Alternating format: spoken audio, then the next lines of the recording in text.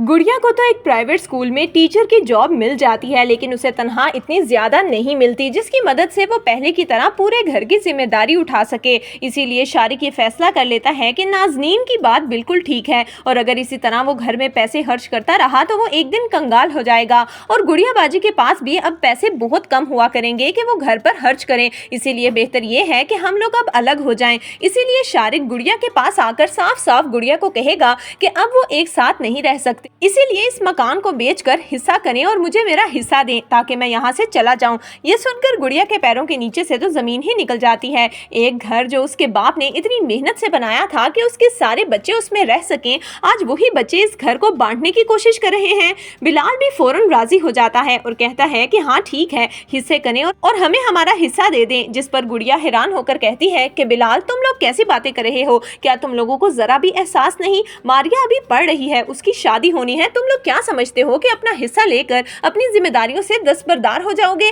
ऐसा हरगिज नहीं हो सकता। तुम लोगों को अपनी जिम्मेदारियां कबूल करनी होगी। जब तक मारिया की शादी नहीं हो जाती मैं इस घर को बेचने के बारे में सोच भी नहीं सकती। जिस पर शारिक कहता है कि मारिया की जिम्मेदारी हमारी नहीं है, हमने जितना करना था वो कर लिया, अब मैं अपना हिस्सा लिए बगैर चैन से नहीं बैठूंगा। ये सुनकर गुड़िया कहती है कि ठीक है, मैं तो जानती हूँ कि तुमसे अब कोई अच्छे की उम्मीद नहीं रखी जा सकती, लेकिन फिर भी तुमसे जो करने होता है वो कर लो, लेकिन जब तक मैं साइन नहीं करूंगी ये घर नहीं बिकेगा। इतने में अहमर भी वहां पर आता है और अपनी गुड़िया बाजी के साथ खड़ा होकर कहता है कि मैं गुड़िया बाजी के साथ हूँ, जब तक हम अपनी छोटी बहन की शादी नहीं करवा देते ये घर नहीं बिक सकता। शारिक और बिलाल तो अब गुड़िया, अहमर और मारिया के खिलाफ खड़े हो जाते हैं। शारिक अपनी बहन को कहता है, गुड़िया बाजी आप बिल्कुल भी परेशान ना हो, मैं अब डिग्री कंप्लीट कर चुका हूँ और बहुत जल्द मुझे अच्छी नौकरी मिल जाएगी और फिर हमारे सारे मसले हल हो जाएंगे। जिस पर गुड़िया उसको प्यार करती है और कहती है कि मुझे यकीन है मेरा भाई मेरा सहारा बनेगा, क्योंकि बाकी दोनों से तो मुझे कोई उम्मीद नहीं। जबकि दूसरी तरफ आफिया का बाप अब उसे मुल्क से बाहर भेजने की तैयारी कर रहा है,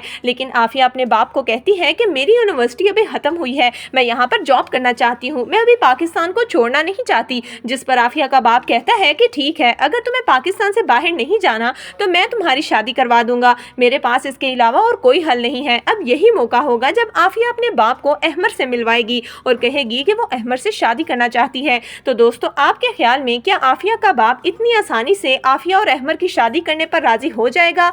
आपकी इस बारे में क्या राय है? हमें कमेंट्स में ज़रूर दीजिएगा।